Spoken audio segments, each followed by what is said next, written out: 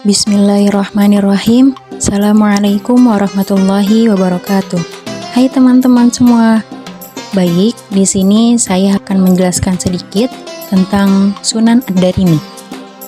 Video ini dibuat untuk memenuhi tugas akhir semester mata kuliah kajian kitab hadis yang diampu oleh Bapak Dr. Sofyan Effendi MA.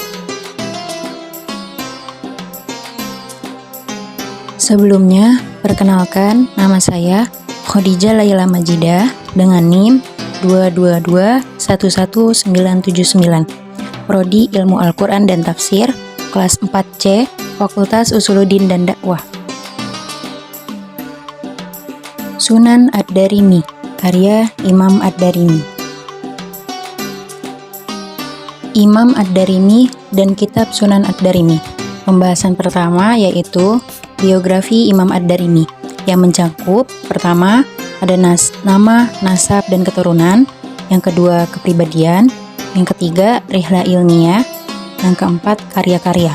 Selanjutnya pembahasan yang kedua yaitu identifikasi kitab Imam Ad-Darimi, mencakup yang pertama ada latar belakang penyusunan dan penamaan kitab Ad-Darimi, yang kedua isi kitab atau sistematika penyusunan kitab, yang ketiga, metode kitab dan kualitas hadis-hadisnya, dan yang terakhir yaitu penilaian para ulama tentang kitab Imam Ad-Darimi.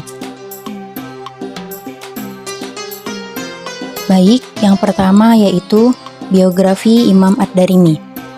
Imam Ad-Darimi, nama lengkapnya adalah Abdullah ibnu Abdurrahman ibnu Al-Fadl ibnu Bahram ibnu Abdis Somad.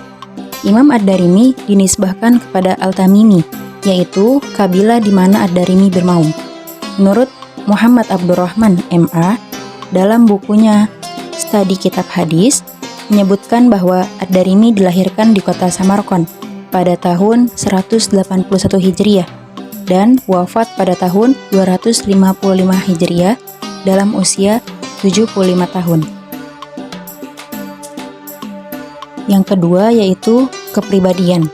Mengenai kapasitas intelektualnya, Ad-Darimi dikenal sebagai ulama yang telah dianugerahi kecerdasan luar biasa sejak masa kecilnya, sehingga ia mampu memahami dan menghafal segala sesuatu yang didengarnya. Hal ini tidaklah mengherankan jika di kemudian hari, Ad-Darimi dikenal dalam bidang ilmu pengetahuan yang beraneka ragam.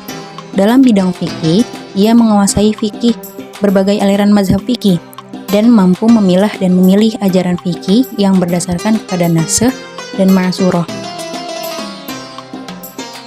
Yang ketiga yaitu rihlah ilmiah, guru dan murid. Ad-Darimi mengunjungi Khurasan dan belajar hadis dari para ulama yang ada di sana. Kemudian berkunjung ke Irak untuk belajar kepada para ahli hadis yang ada di Baghdad, Kufah, Wasit, dan Basrah. Ia juga mengunjungi Syam dan belajar kepada para ulama hadis yang berdomisili di Damaskus, Hims, dan Suar. Ia juga pergi ke Jazirah dan Hijaz. Di Hijaz, ia belajar hadis kepada sebagian besar ulama hadis yang ada di kota Mekah dan Madinah. Ad-Darimi belajar hadis dari Yazid ibnu Harun, Ya'la ibnu Ubaid, Ja'far ibnu Aun, Basor ibnu Umar al-Zahrani, Abu Ali Ubaidillah ibnu Abdul Majid al-Hanafi, Abu Bakar Abdul Kabir, Muhammad ibnu Bakar al-Barsani, Wahab ibnu Amir, Ahmad Ishaq al-Hadrami, Abu Asim, Abu Nuaim, Affan, Abul Walid, dan Muslim. Adapun murid-muridnya antara lain Muslim, Abu Dawud, Tirmidzi, Abdullah ibnu Humaid, Roja ibnu Marja, Hasan ibnu al-Sobbah al-Bazzar, Muhammad ibnu Basar, Bandar, Muhammad ibnu Yahya, Bakit ibnu Makhlaf, Abu Zur'ah, Abu Hatim, Solih ibnu Muhammad Jazrah, Ibrahim ibnu Abu Talib, Ja'far ibnu Ahmad, ibnu Faris, dan Ja'far al-Farabi. Yang keempat yaitu karya-karya. Di antara karya-karya beliau adalah yang pertama yaitu buku Al-Musnad dengan nama Al-Hadis, Al-Musnad, Al-Marfu', wa Al-Mauquf, wa Al-Maqtu', atau yang lebih dikenal dengan sebutan Sunan Ad-Darimi. Yang kedua, buku At-Tafsir, dan yang terakhir, buku Al-Jami'. Nah, selanjutnya kita masuk ke pembahasan kedua, yaitu identifikasi kitab Imam Ad-Darimi. Yang pertama itu ada latar belakang penyusunan dan penamaan kitab. Dalam hal ini, penamaan karya Imam Ad-Darimi sebagai kitab musnad bisa saja dalam artian bahasa, bukan dalam artian terminologi muhaddis. Sehingga ia disebut sebagai kitab musnad karena di dalamnya dihimpun hadis-hadis dengan rentetan sanad secara lengkap. Sedangkan dari segi penyusunannya, kitab Musnad Ad-Darimi lebih tepat disebut mushannaf, bukan musnad. Sementara itu, sebagian ulama menyebutkan kitab As-Shahih. Kitab musnad ini tidak lebih rendah derajatnya dibandingkan dengan kitab sunan. Bahkan sebagian ulama berpendapat bahwa kitab ini dapat dijadikan sebagai salah satu kitab induk hadis yang menggantikan Sunan Ibnu Majah. Yang kedua yaitu isi kitab atau sistematika kitab Ad-Darimi. Dalam kitab tersebut, Al-Baihaqi mengumpulkan hadis marfu', hadis mauquf al-sahabi, dan hadis mursal al-tabi'i. Kitab ini merupakan ensiklopedi besar tentang hadis. Disusun berdasarkan bab-bab fikih. Kitab ini telah dicetak dan diterbitkan di India oleh Majelis Dairat Al-Ma'arif Al-Nidomiyah Al-Kainat pada tahun 1344 Hijriah. Terdiri dari 10 jilid.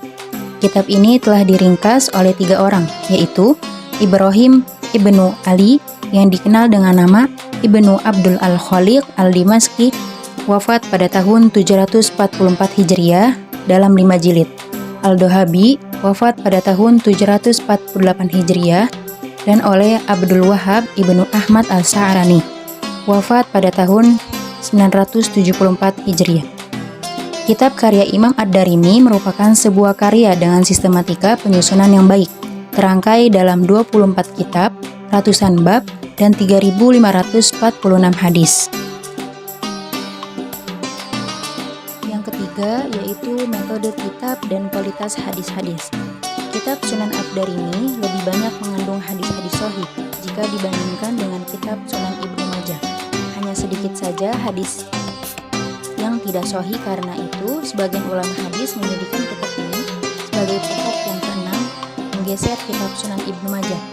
Dalam menyusun kitab, Ad-Darimi tampaknya tidak berkehendak untuk memperbanyak jalur sanad, tetapi ia lebih berkeinginan untuk menyusun suatu kitab yang ringkas. Dalam suatu bab, ia hanya mengemukakan 1 hadis, 2 hadis, atau 3 hadis saja. Sangat jarang sekali dijumpai dalam suatu bab di dalamnya terdapat lebih dari 3 buah hadis. Pembahasan yang terakhir yaitu penilaian para ulama tentang kitab Imam Ad-Darimi. Kitab Sunan Ad-Darimi menempati posisi yang tinggi di kalangan ulama hadis. Hal ini disebabkan karena keimaman penulisnya dan kemampuan hafalannya, keluasan pengetahuan, serta ketinggian tabaqatnya yang melebihi Imam Muslim dan penyusun kitab sunan lainnya. Selain itu, juga disebabkan karena dalam kitabnya banyak terdapat sanad-sanad sahih yang tinggi kualitasnya, dan sedikitnya ziyadah dalam hadis-hadisnya yang marfu. Di samping itu, Imam Muslim dan para penyusun kitab sunan juga banyak meriwayatkan hadis dari kitab Sunan Ad-Darimi sebagai mustakhraj dari apa yang ada di dalamnya. Mungkin itu saja yang bisa saya sampaikan. Semoga video ini bermanfaat. Terima kasih juga kepada teman-teman yang telah menonton video saya. Saya akhiri billahi taufiq wal hidayah. Wassalamualaikum warahmatullahi wabarakatuh.